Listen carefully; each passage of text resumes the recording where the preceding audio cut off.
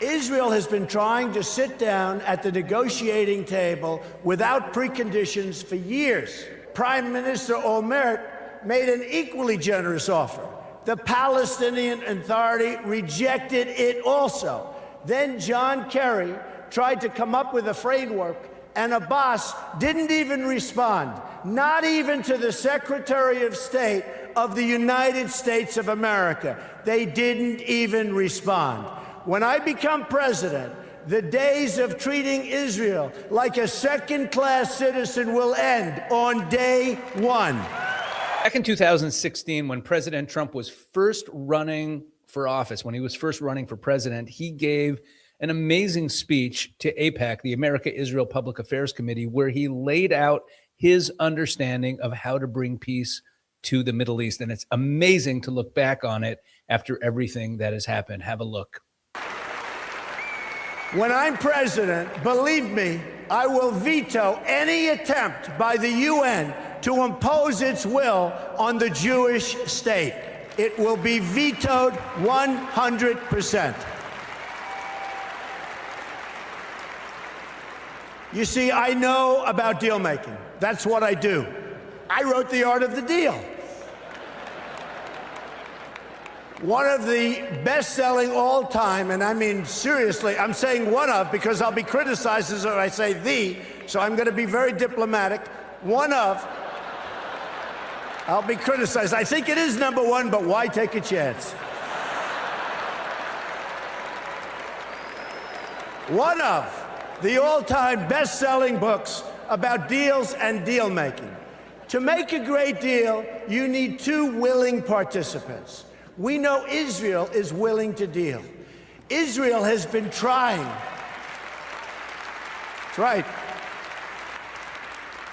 Israel has been trying to sit down at the negotiating table without preconditions for years. You had Camp David in 2000, where Prime Minister Barak made an incredible offer, maybe even too generous. Arafat rejected it. In 2008, Prime Minister Olmert made an equally generous offer. The Palestinian Authority rejected it also. Then John Kerry tried to come up with a framework, and Abbas didn't even respond, not even to the Secretary of State of the United States of America. They didn't even respond. When I become president, the days of treating Israel like a second-class citizen will end on day one.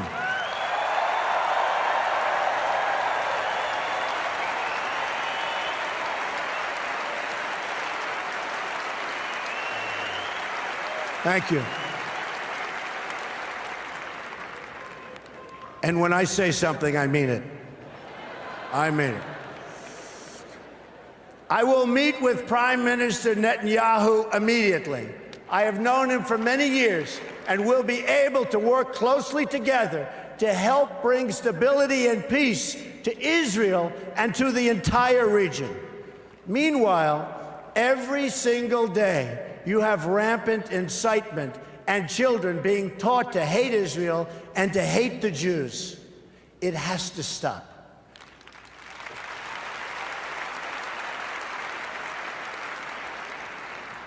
When you live in a society where the firefighters are the heroes, little kids want to be firefighters. When you live in a society where athletes and movie stars are the heroes, little kids want to be athletes and movie stars.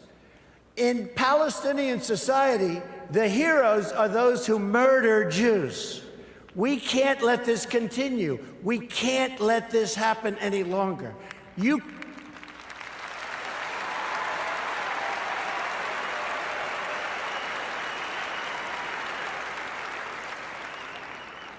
cannot achieve peace if terrorists are treated as martyrs. Glorifying terrorists is a tremendous barrier to peace.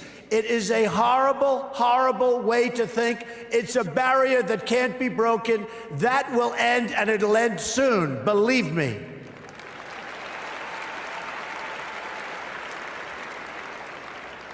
In Palestinian textbooks and mosques, you've got a culture of hatred that has been fermenting there for years.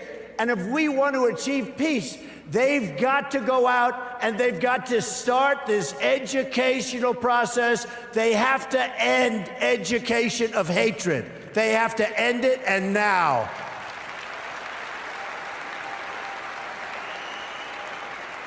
There is no moral equivalency. Israel does not name public squares after terrorists. Israel does not pay its children to stab random Palestinians. You see, what President Obama gets wrong about deal-making is that he constantly applies pressure to our friends and rewards our enemies.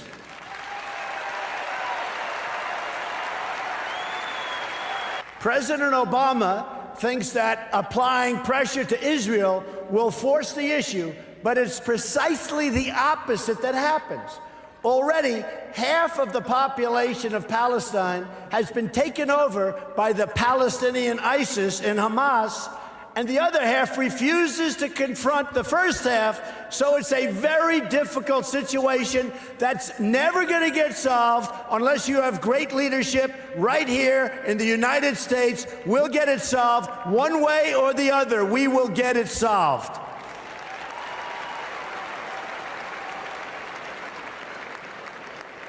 But when the United States stands with Israel, the chances of peace really rise, and rises exponentially. That's what will happen when Donald Trump is president of the United States.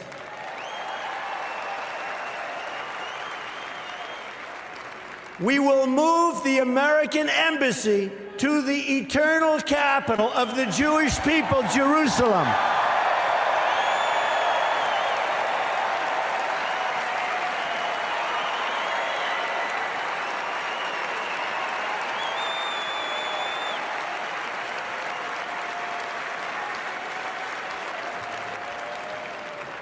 And we will send a clear signal that there is no daylight between America and our most reliable ally, the State of Israel.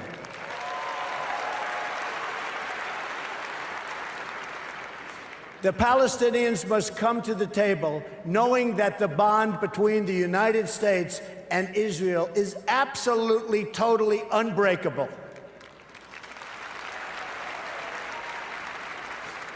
They must come to the table willing and able to stop the terror being committed on a daily basis against Israel. They must do that. And they must come to the table willing to accept that Israel is a Jewish state and it will forever exist as a Jewish state.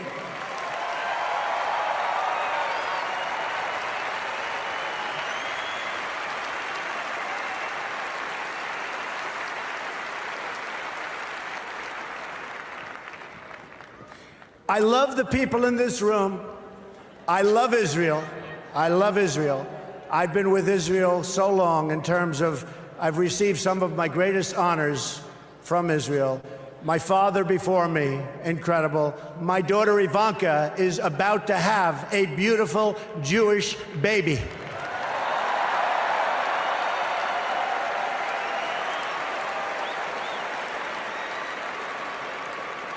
In fact, it could be happening right now, which would be very nice as far as I'm concerned. So I want to thank you very much. This has been a truly great honor. Thank you, everybody. Wow. So that might be the most pro-Israel speech ever given by a presidential candidate. It certainly was amazing. But what's really amazing about that speech is looking back on it now. President Trump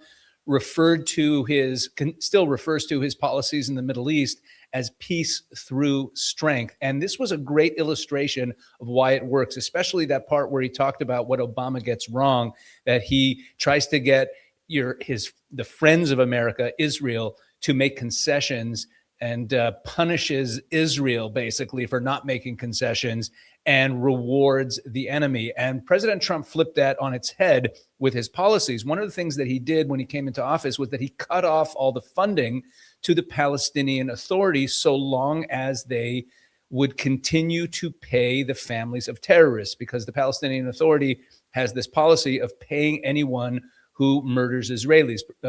President Trump referred to that in the speech, and he cut off that funding. He basically said, you can get all the funding as soon as you stop paying the terrorists, and they didn't do that.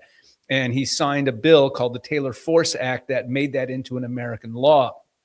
Now, a lot of people don't realize that during Trump's administration was the period, the 4-year period with the fewest terrorist attacks, the fewest casualties from terrorism of any period in Israel's history. In fact, the 3 years from when Israel was born in 1948 till today, the 3 years in Israel's history that had the lowest number of deaths from terrorism in Israel were 2020 was the lowest, 2019 was second lowest, and 2018 was third lowest in history. And these had everything to do with Trump's peace through strength policies. Peace through strength also applied to the move of the embassy. Remember, before the embassy was moved, everyone was screaming about, oh my gosh, if America moves the embassy, the Arab world is going to erupt and there's going to be wars and there's going to be a diplomatic crisis.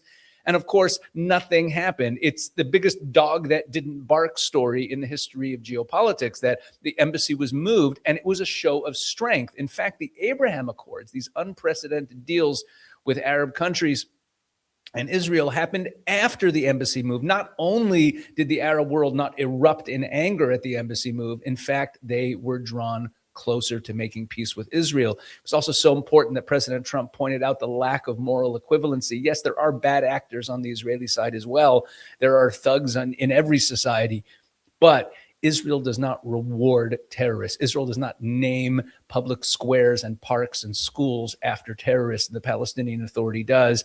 And most importantly, he talked about the fact that the Palestinians don't actually want to make a deal with Israel. They incite their children to hatred.